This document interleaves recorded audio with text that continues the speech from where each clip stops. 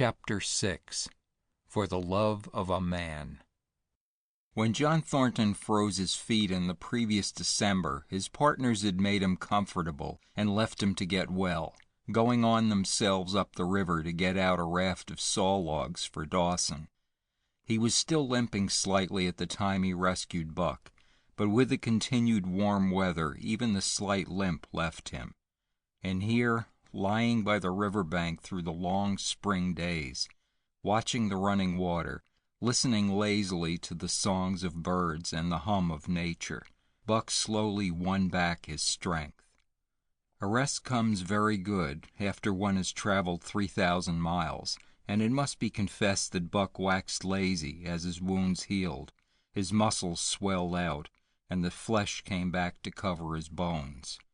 For that matter, they were all loafing, Buck, John Thornton, and Skeet and Nig, waiting for the raft to come that was to carry them down to Dawson. Skeet was a little Irish setter who early made friends with Buck, who, in a dying condition, was unable to resent her first advances. She had the doctor trait which some dogs possess, and as a mother cat washes her kittens, so she washed and cleansed Buck's wounds. Regularly, each morning after he had finished his breakfast, she performed her self-appointed task, till he came to look for her ministrations as much as he did for Thornton's. Nig, equally friendly, though less demonstrative, was a huge black dog, half bloodhound and half deerhound, with eyes that laughed, and a boundless good nature. To Buck's surprise, these dogs manifested no jealousy toward him. They seemed to share the kindliness and largeness of John Thornton. As Buck grew stronger, they enticed him into all sorts of ridiculous games, in which Thornton himself could not forbear to join. And in this fashion Buck romped through his convalescence and into a new existence. Love, genuine, passionate love, was his for the first time. This he had never experienced at Judge Miller's down in the sun-kissed Santa Clara Valley. With the judge's sons, hunting and tramping, it had been a working partnership. With the judge's grandsons, a sort of pompous guardianship, and with the judge himself, a stately and dignified friendship. But love that was feverish and burning, that was adoration, that was madness, it had taken John Thornton to arouse. This man had saved his life, which was something. But further, he was the ideal master. Other men saw to the welfare of their dogs from a sense of duty and business expediency. He saw to the welfare of his as if they were his own children, because he could not help it. And he saw further. He never forgot a kindly greeting or a cheering word, and to sit down for a long talk with them, gas he called it, was as much his delight as theirs. He had a way of taking Buck's head roughly between his hands, and resting his own head upon Buck's, of shaking him back and forth, the while calling him ill names that to Buck were love names. Buck knew no greater joy than that rough embrace and the sound of murmured oaths, and at each jerk back and forth it seemed that his heart would be shaken out of his body, so great was its ecstasy. And when, released, he sprang to his feet, his mouth laughing, his eyes eloquent, his throat vibrant with unuttered sound, and in that fashion remained without movement, John Thornton would reverently exclaim, "God, you can all but speak!" Buck had a trick of love expression that was akin to hurt. He would often seize Thornton's hand in his mouth and close so fiercely that the flesh bore the impress of his teeth for some time afterward. And as Buck understood the oaths to be love words, so the man understood this feigned bite for a caress. For the most part, however, Buck's love was expressed in adoration. While he went wild with happiness when Thornton touched him or spoke to him, he did not seek these tokens. Unlike Skeet, who was wont to shove her nose under Thornton's hand and nudge till petted, or Nig, who would stalk up and rest his great head on Thornton's knee, Buck was content to adore at a distance. He would lie by the hour, eager, alert, at Thornton's feet, looking up into his face, dwelling upon it, studying it, following with keenest interest each fleeting expression, every movement or change of feature. Or, as chance might have it, he would lie farther away, to the side or rear, watching the outlines of the man and the occasional movements of his body. And often, such was the communion in which they lived, the strength of Buck's gaze would draw John Thornton's head around, and he would return the gaze, without speech, his heart shining out of his eyes as Buck's heart shone out. For a long time after his rescue, Buck did not like Thornton to get out of his sight. From the moment he left the tent to when he entered it again, Buck would follow at his heels. His transient masters since he had come into the Northland had bred in him a fear that no master could be permanent. He was afraid that Thornton would pass out of his life as Perrault and Francois and the Scotch half-breed had passed out. Even in the night, in his dreams, he was haunted by this fear. At such times he would shake off sleep and creep through the chill to the flap of the tent, where he would stand and listen to the sound of his master's breathing. But in spite of this great love he bore John Thornton, which seemed to bespeak the soft civilizing influence, the strain of the primitive, which the Northland had aroused in him, remained alive and active. Faithfulness and devotion, things born of fire and roof, were his, yet he retained his wildness and wiliness. He was a thing of the wild, come in from the wild to sit by John Thornton's fire, rather than a dog of the soft Southland stamped with the marks of generations of civilization. Because of his very great love, he could not steal from this man, but from any other man, in any other camp, he did not hesitate an instant, while the cunning with which he stole enabled him to escape detection. His face and body were scored by the teeth of many dogs, and he fought as fiercely as ever and more shrewdly. Skeet and Nig were too good-natured for quarreling. Besides, they belonged to John Thornton. But the strange dog, no matter what the breed or valor, swiftly acknowledged Buck's supremacy or found himself struggling for life with the terrible antagonist. And Buck was merciless. He had learned well the law of club and fang, and he never forewent an advantage or drew back from a foe he had started on the way to death. He had lessoned from Spitz and from the chief fighting dogs of the police and mail, and knew there was no middle course. He must master or be mastered, while to show mercy was a weakness. Mercy did not exist in the primordial life.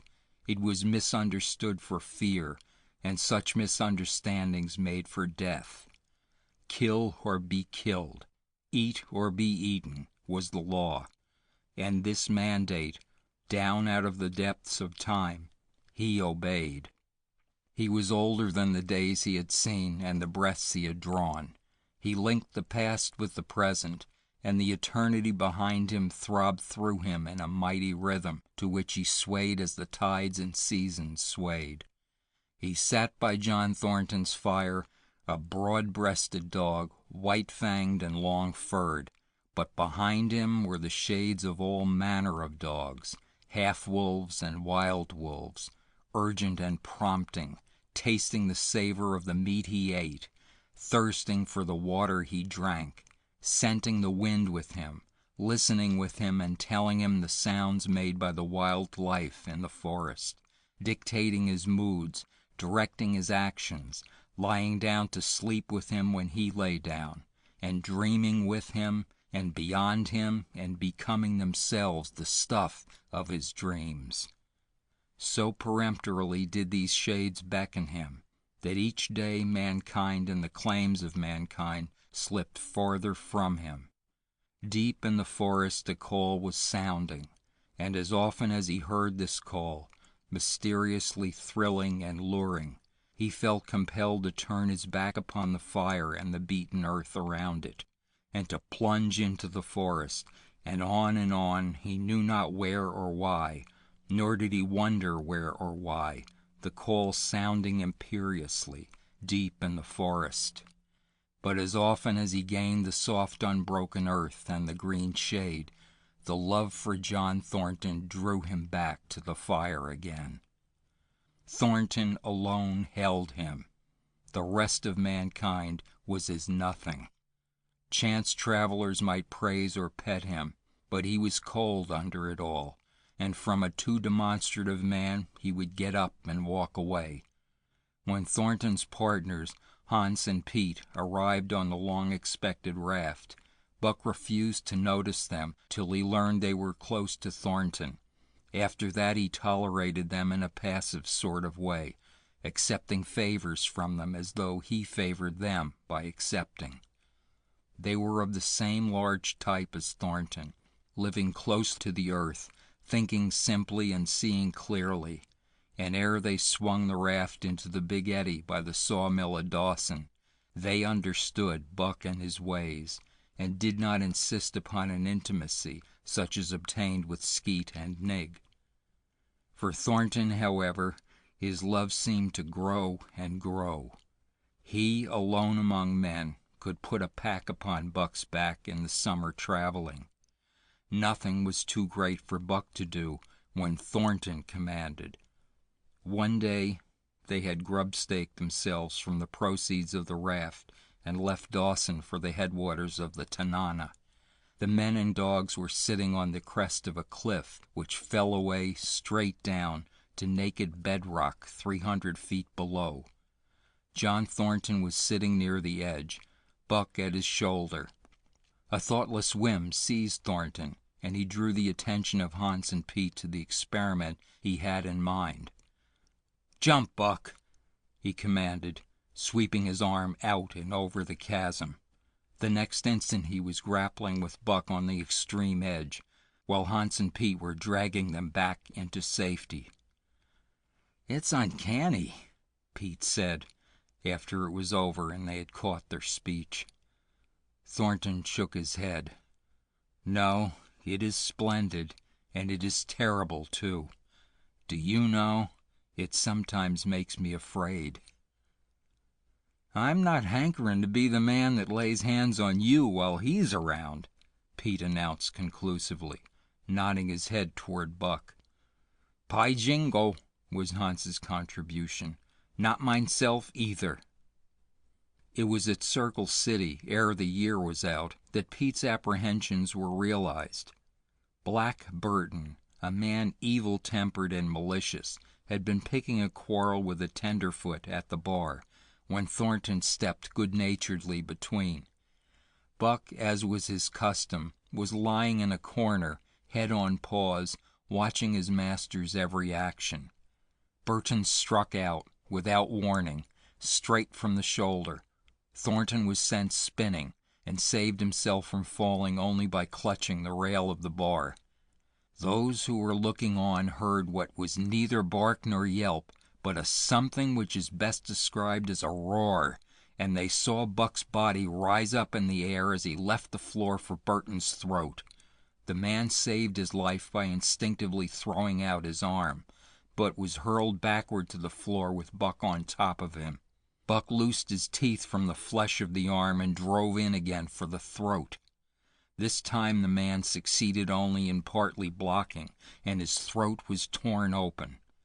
Then the crowd was upon Buck, and he was driven off, but while the surgeon checked the bleeding, he prowled up and down, growling furiously, attempting to rush in, and being forced back by an array of hostile clubs.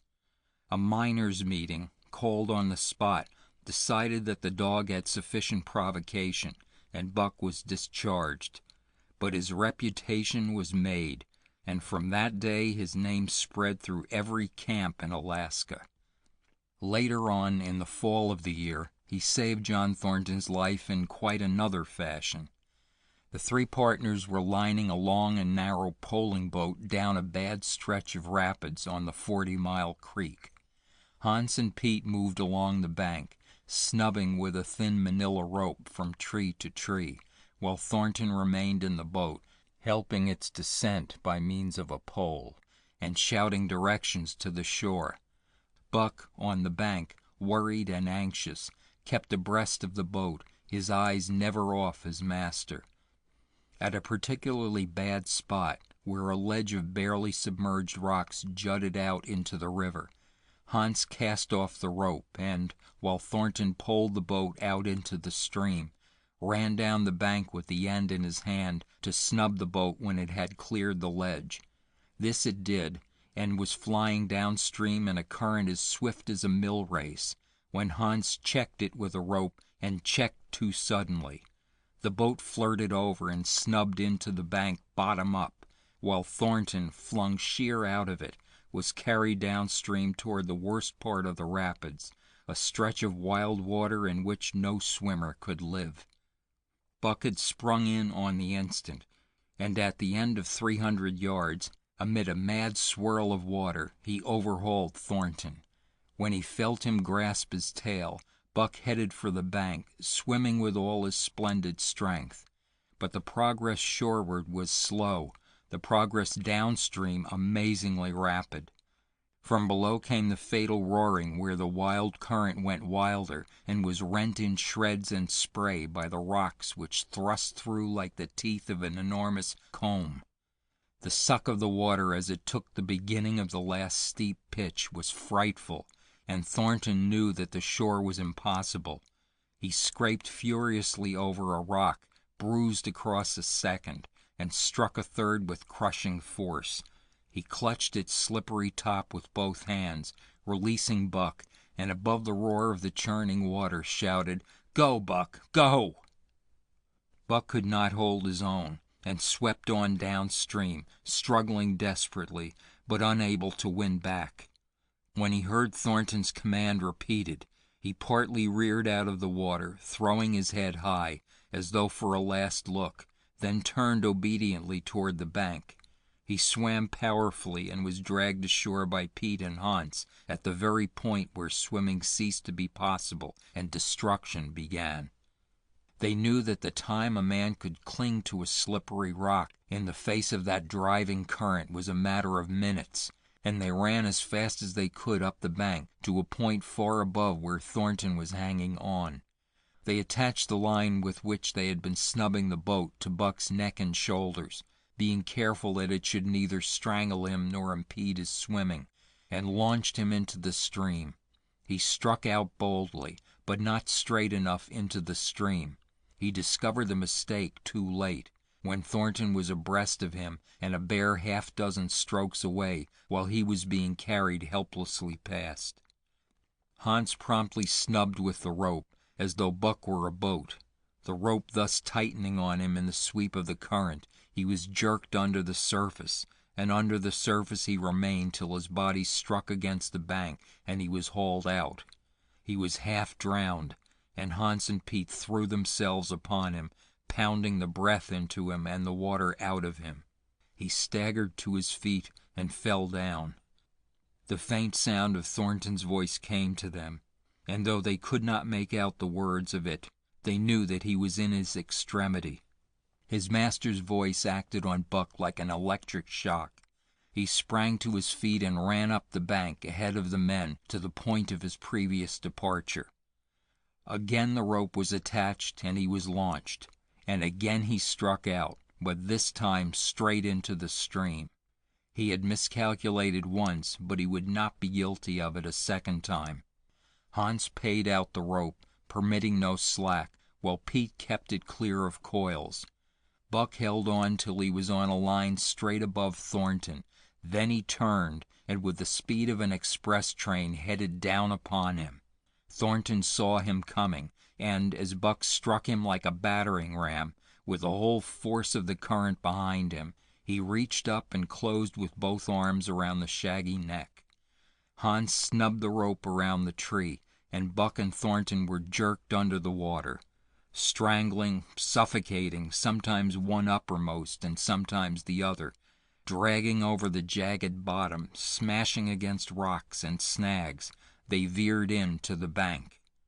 Thornton came to, belly downward and being violently propelled back and forth across a drift log by Hans and Pete. His first glance was for Buck, over whose limp and apparently lifeless body Nig was setting up a howl, while Skeet was licking the wet face and closed eyes. Thornton was himself bruised and battered, and he went carefully over Buck's body when he had been brought around, finding 3 broken ribs. "That settles it," he announced. "We camp right here." And camp they did, till Buck's ribs knitted and he was able to travel. That winter at Dawson, Buck performed another exploit, not so heroic perhaps, but one that put his name many notches higher on the totem pole of Alaskan fame. This exploit was particularly gratifying to the 3 men, for they stood in need of the outfit which it furnished, and were enabled to make a long-desired trip into the Virgin East, where miners had not yet appeared. It was brought about by a conversation in the Eldorado saloon, in which men waxed boastful of their favorite dogs.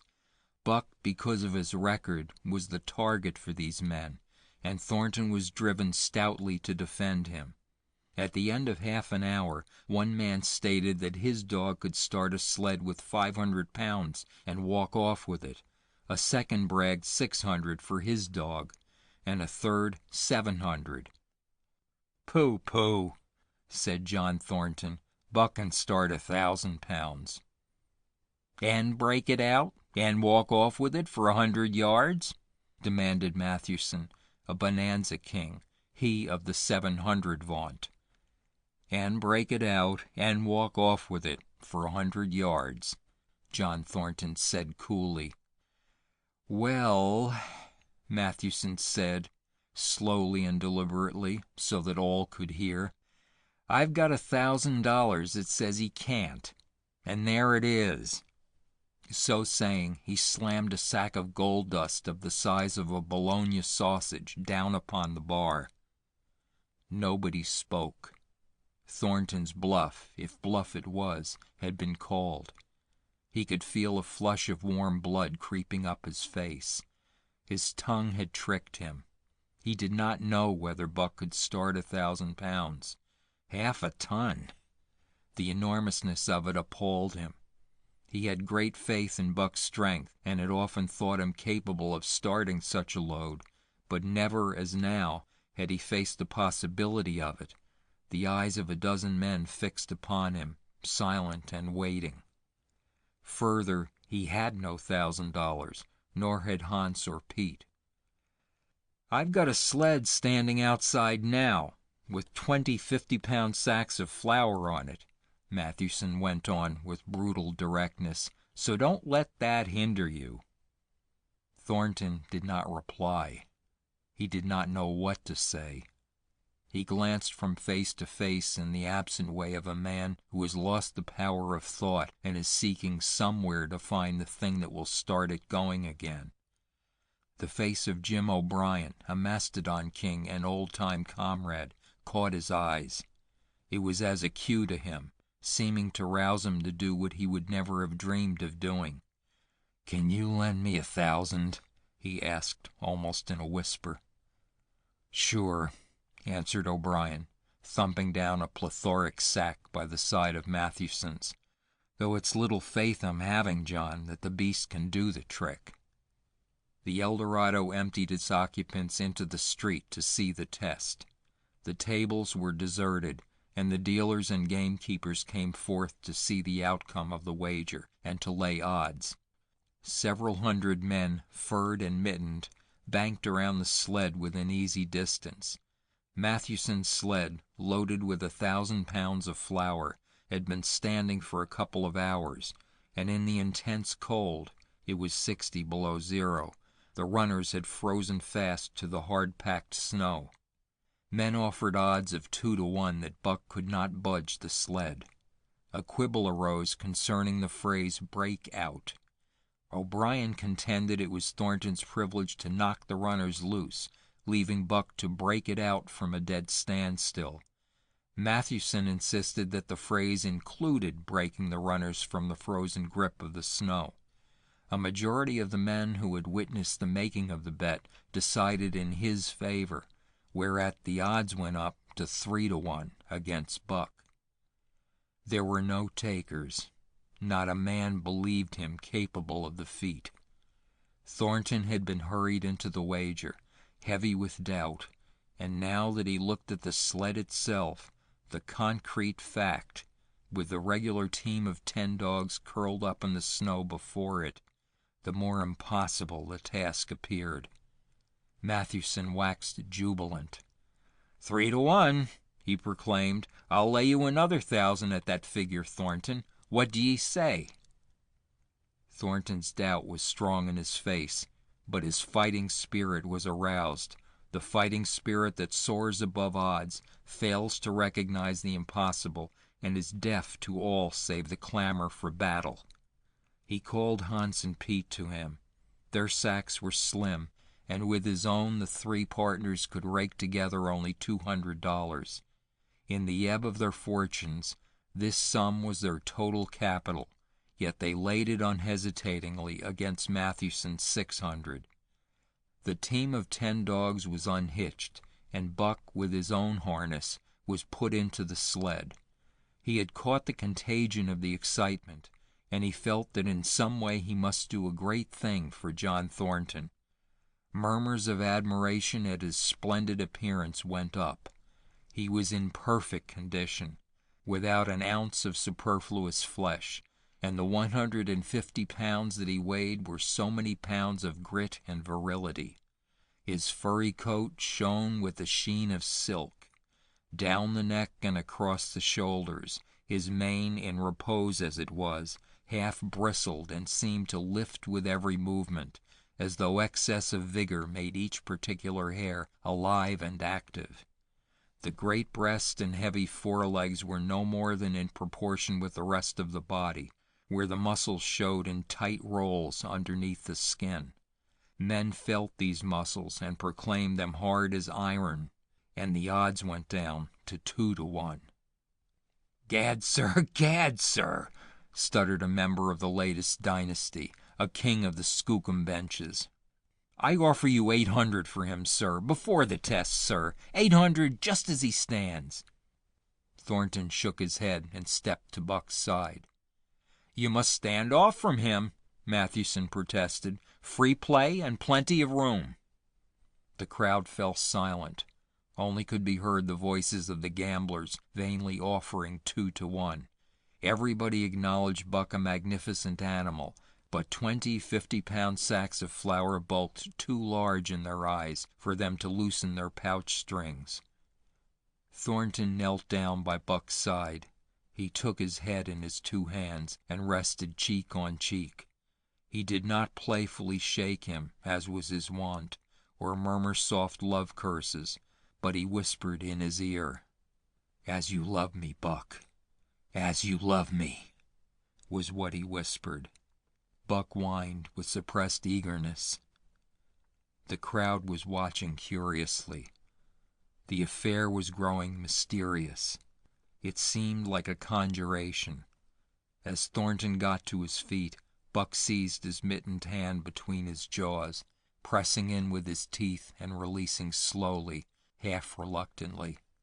It was the answer, in terms not of speech, but of love. Thornton stepped well back.